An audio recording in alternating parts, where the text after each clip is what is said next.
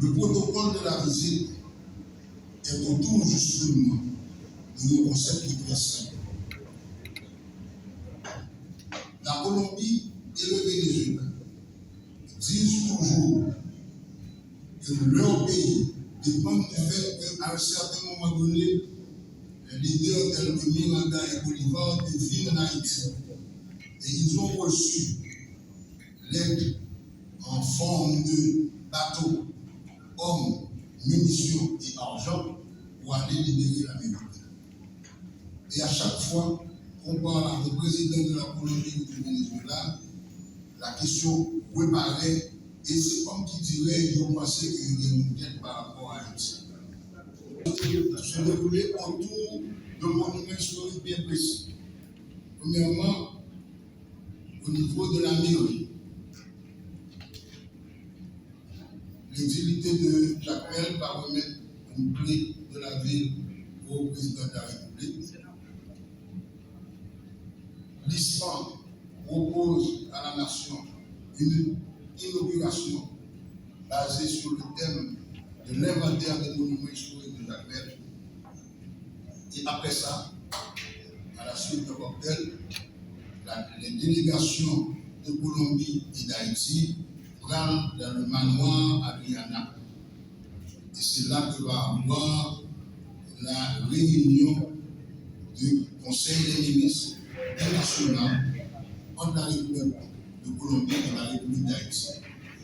Nous parlons chaque délégation ayant 10 ministres et présidée par leur président. L'idée étant une discussion bilatérale entre les ministres sur des sujets tels que l'agriculture et l'éducation et le tourisme, la culture et compagnie, de manière à sortir un protocole d'accord pour définir les relations futures entre ces deux pays. À la suite de cette réunion binationale, les délégations se dirigent vers la maison où avait habité Simon Bolivar. Immédiatement après avoir eu lecture du membre qui mémorise ce moment, les deux délégations se dirigent vers le marché en fer. Depuis 1990, on parle de la restauration de ce marché en fer pour que le marché en fer vienne au centre de visite de tourisme. Je rappelle simplement aujourd'hui que si on a visité Madrid, je dis, il ne faut pas visiter le marché en fer de Madrid, qui construit exactement à la même époque et par la même fonderie que le marché que nous avons ici. La visite de Madrid n'a aucune importance. Donc l'idée, c'est qu'immédiatement après le mémorial de Simon Bolivar, on aille directement dans le marché.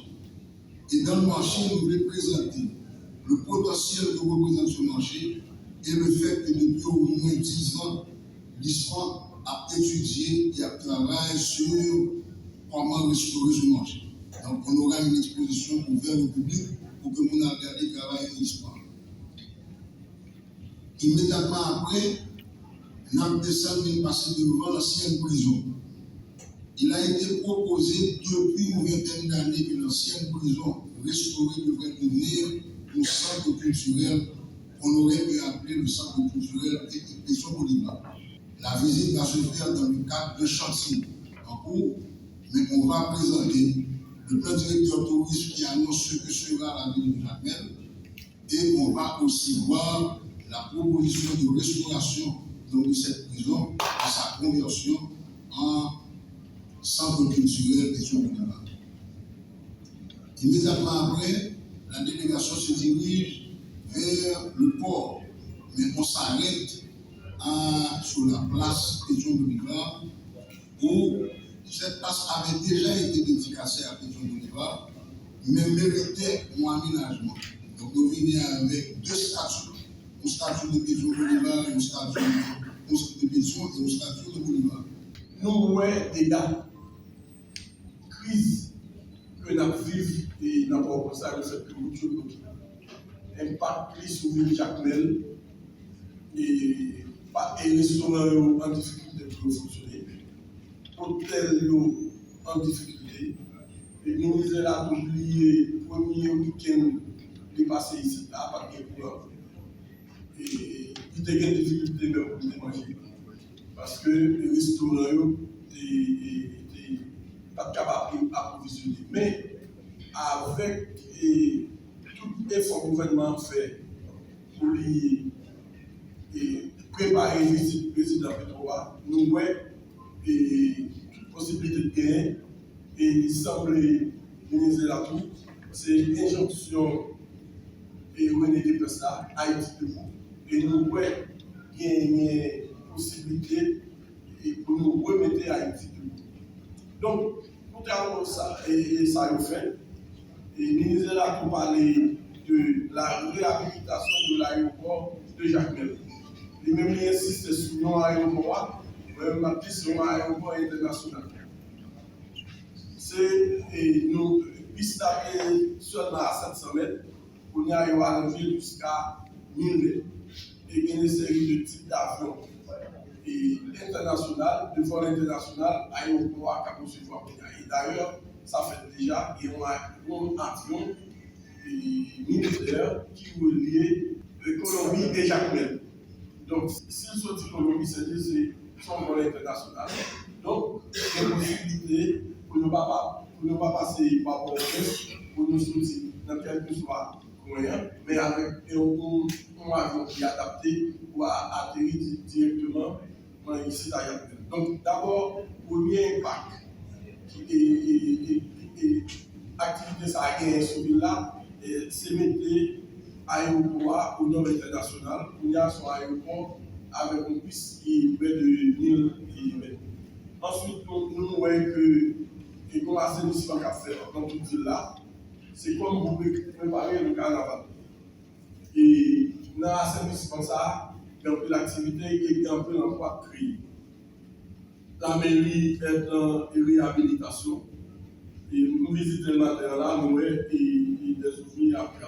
Ensuite, le ministère de la Tour, il dit qu'il y a un site historique, la prison, etc., qui est en train d'être réhabilité.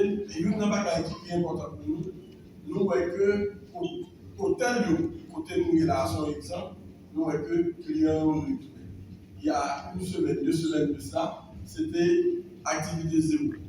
Donc, c'est pour nous montrer l'importance pour nous arriver à résoudre crise et sécuritaire.